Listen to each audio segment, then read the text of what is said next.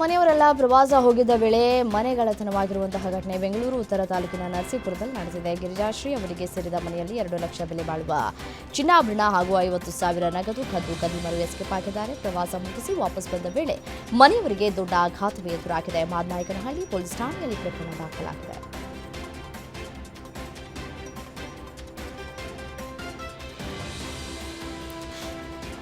ಇಸ್ರೋದ Bahubali rocket LMV-3 ನಾಳೆ ಶ್ರೀಹರಿಕೋಟಾದಿಂದ ತನ್ನ 6ನೇ ಬಾಹ್ಯಾಕಾಶ ಯಾತ್ರೆ ಆರಂಭಿಸಲಿದೆ. AST ಸ್ಪೇಸ್ ಮೊಬೈಲ್ ಕಂಪನಿಯ 6,100 ಕೆಜಿ ತೂಕದ ಬ್ಲೂಬರ್ಡ್ ಬ್ಲಾಕ್ 2 ಉಪಗ್ರಹವನ್ನು ಕಕ್ಷೆಗೆ ಉಡಾಯಿಸುವ ಪೂರ್ವಾಭ್ಯಾಸ ಪೂರ್ಣಗೊಂಡಿದೆ. ಇಸ್ರೋ ಅಧ್ಯಕ್ಷ ನಾರಾಯಣನ್ ಇಂದು ಸಿದ್ಧತೆಯ ಪರಿಶೀಲನೆ ನಡೆಸಲಿದ್ದಾರೆ. ಇದು ಭಾರತ ಉಡಾವಣೆ ಮಾಡ್ತಾ ಇರುವಂತಹ ಅತ್ಯಂತ ಭಾರವಾದ ಪೇಲೋಡ್ ಆಗಿದೆ. ಈ ಪ್ರಯೋಗ ಯಶಸ್ವಿಯಾದರೆ ಇದು ಇಸ್ರೋಗೆ ಬಹಳ ಲಾಭದಾಯಕ ವಾಣಿಜ್ಯ ಒಪ್ಪಂದವಾಗಲಿಕ್ಕಿದೆ.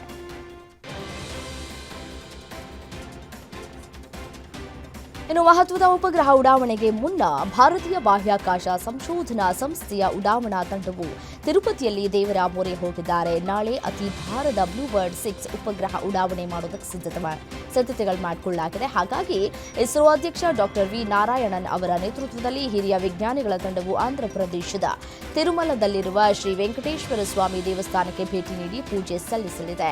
ತಿಮ್ಮಪ್ಪನ ಆಶೀರ್ವಾದವನ್ನ ಪಡೆದುಕೊಂಡಿದ್ದಾರೆ ಇಸ್ರೋ ಟೀಮ್.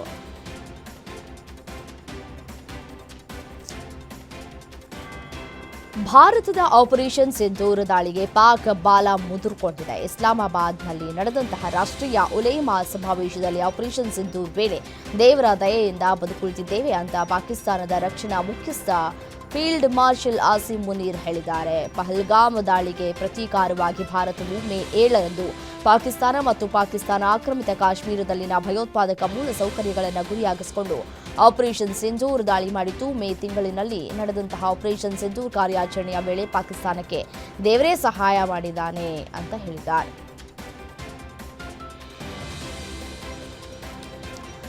ಬೆಡ್ನಲ್ಲಿ ಮಲಗಿದಂತಹ ರೋಗಿಯೊಬ್ಬನಿಗೆ ವೈದ್ಯ ಹಿಗ್ಗಾಮುಗ ಥಳಿಸಿರುವಂತಹ ಘಟನೆ ಶಿಮ್ಲಾದ ಇಂದಿರಾ ಗಾಂಧಿ ಮೆಡಿಕಲ್ ಕಾಲೇಜ್ ಆಸ್ಪತ್ರೆಯಲ್ಲಿ ನಡೆದಿದೆ.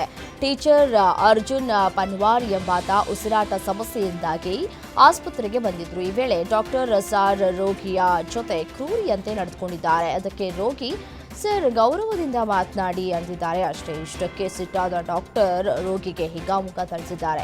ಈ ವಿಚಾರ ತಿಳಿದ ರೋಗಿಯ ಸಂಬಂಧಿಕರು ಹಾಗೂ ಊರಿನವರು ಆಸ್ಪತ್ರೆ ಎದುರು ಬಂದು ಪ್ರತಿಭಟನೆಯನ್ನು ನಡೆಸಿದ್ದಾರೆ. ವೈದ್ಯನನ್ನ ಕೂಡಲೇ ಬಂಧಿಸುವಂತೆ ಆಗ್ರಹಿಸಿದ್ರು. ವೈದ್ಯರ ಹಲ್ಲೆ ವಿಡಿಯೋ ಸೋಷಿಯಲ್ ಮೀಡಿಯಾದಲ್ಲಿ ವೈರಲ್ ಆಗಿದ್ದು ನೆಟ್ಟಿಗರು ಆಕ್ರೋಶವನ್ನು ವ್ಯಕ್ತಪಡಿಸ್ತಾ ಇದ್ದಾರೆ. ವೈದ್ಯರಿಗೆ ಇರಬೇಕಾದಂತಹ ಪೇಷನ್ಸ್ ಒಂದು ಸ್ವಲ್ಪ ಮಟ್ಟಿಗೂ ಕೂಡ ಇಲ್ಲದಂತೆ ಕಾಣಿಸ್ತಾ ಇದೆ. ವಿಡಿಯೋವನ್ನು ಗಮನಿಸ್ತಾ ಇದೆ.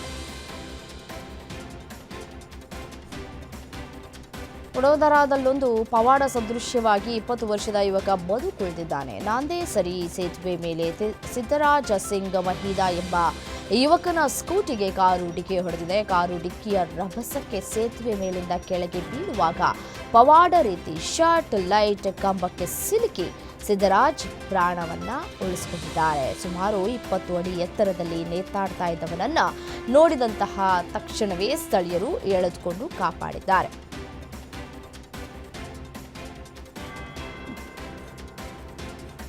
ಅಪರಿಚಿತ ವ್ಯಕ್ತಿಯೊಬ್ಬ ಮಹಿಳಾ ಬೋಗಿಗೆ ನುಗ್ಗಿ ವಿದ್ಯಾರ್ಥಿನಿಯನ್ನ ಚಲಿಸ್ತಾ ಇದ್ದಂತಹ ರೈಲಿನಿಂದ ತಳ್ಳಿರುವಂತಹ ಘಟನೆ ಮುಂಬೈನಲ್ಲಿ ನಡೆದಿದೆ. ಮುಂಬೈ ಸ್ಥಳೀಯ ರೈಲಿನ ಮಹಿಳಾ ಕೋಚ್ ಹತ್ತಿದ ನಂತರ 50 ವರ್ಷದ ವ್ಯಕ್ತಿಯೊಬ್ಬ 18 ವರ್ಷದ ಕಾಲೇಜು ವಿದ್ಯಾರ್ಥಿನಿಯನ್ನ ರೈಲಿನಿಂದ ತಳ್ಳಿದ್ದಾನೆ ಅಂತ ಆರೋಪಿಸಲಾಗಿದೆ.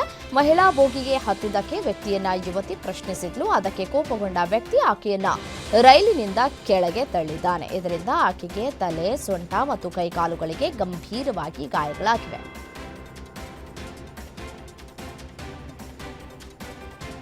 ರೂಲ್ಸ್ ಬ್ರೇಕ್ ಮಾಡಿದ ಆಟೋ ಚಾಲಕನಿಗೆ ಬಿಜೆಪಿ ಶಾಸಕರೇ ಕ್ಲಾಸ್ ತೆಗೆದುಕೊಂಡ ಘಟನೆ ಮಹಾರಾಷ್ಟ್ರದ ಮುಂಬೈನಲ್ಲಿ ನಡೆದಿದೆ.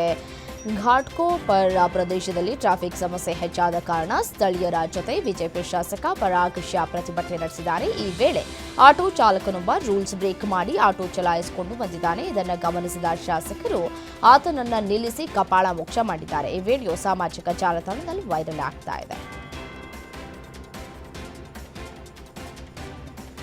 ದಿನ ಕಳೀತಾ ಇದ್ದಂತೆ ಚಿನ್ನದ ಬೆಲೆ ಗಗನಕ್ಕೇರ್ತಾ ಇದೆ. ಜಾಗತಿಕ ಬಿಕ್ಕಟ್ಟಿನಿಂದ ಮಾರುಕಟ್ಟೆಯಲ್ಲಿ ಚಿನ್ನ, ಬೆಳ್ಳಿ ದರ ಗರಿಷ್ಠ ಮಟ್ಟಕ್ಕೆ ತಲುಪ್ತಾ ಇದೆ. 10 ಗ್ರಾಂ ಚಿನ್ನ 1.5 ಲಕ್ಷ ದಾಟಿದ್ದು, ಬೆಳ್ಳಿ 1 ಕೆಜಿಗೆ 2.21 ಲಕ್ಷ ತಲುಪಿದೆ. ಮುಂದಿನ ವರ್ಷದಲ್ಲಿ ಮತ್ತಷ್ಟು ಬೆಲೆ ಏರಿಕೆಯಾಗುವ ನಿರೀಕ್ಷೆ ಇದ್ದು, ಚಿನ್ನ ಕೊಳ್ಳುವವರಿಗೆ ಮತ್ತಷ್ಟು ಶಾಕ್ ಆಗೋದು ಗ್ಯಾರಂಟಿ.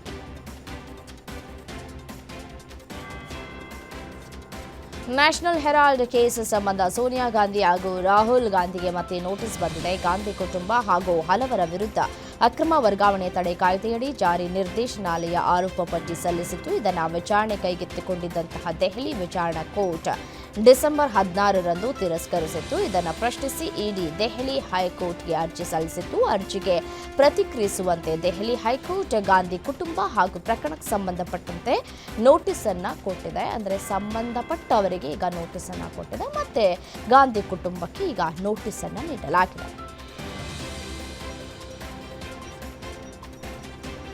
ರಾಷ್ಟ್ರ ರಾಜಧಾನಿ ದೆಹಲಿಯಲ್ಲಿ ಗಾಳಿ ಮತ್ತಷ್ಟು ವಿಷಮಯವಾಗ್ತಾ ಇದೆ. ದಿನೇ ದಿನೇ ವಾಯು ಗುಣಮಟ್ಟ ಕುಸಿತಾ ಇದ್ದು, ಜನರ ಮೇಲೆ ತೀವ್ರ ಪರಿಣಾಮ ಬೀರ್ತಾ ಇದೆ. ವಾಯು ಗುಣಮಟ್ಟ ಸೂಚ್ಯಂಕದಂತೆ ನಿನ್ನೆ ರಾತ್ರಿ 11 ಗಂಟೆಯ ಸುಮಾರಿಗೆ 390ಕ್ಕೆ ಏರಿದೆ. ಈ ವಾತಾವರಣ ತುಂಬಾ ಗಂಭೀರವಾದದ್ದು, ಹೆಚ್ಚು ಪರಿಣಾಮಕಾರಿಯಾದದ್ದು ಅಂತ ಕೇಂದ್ರ ಮಾಲಿನ್ಯ ನಿಯಂತ್ರಣ ಮಂಡಳಿ ತಿಳಿಸಿದೆ.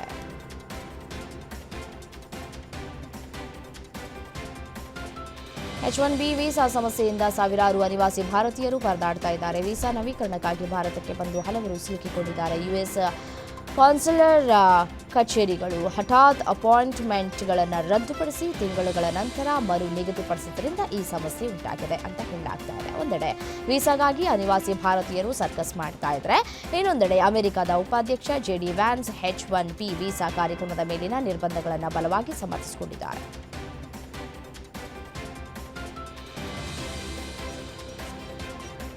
ದಕ್ಷಿಣ ಆಫ್ರಿಕಾದ ಪಬ್ನಲ್ಲಿ ಅಪರಿಚಿತ ಬಂದೂಕುದಾರಿಗಳ ಗುಂಪೊಂದು ನಡೆಸಿದ ಗುಂಡಿನ ದಾಳಿಯಲ್ಲಿ 9 ಜನರು ಸಾವಿಗೀಡಾಗಿದ್ದಾರೆ, 10 ಜನರು ಗಾಯಗೊಂಡಿದ್ದಾರೆ.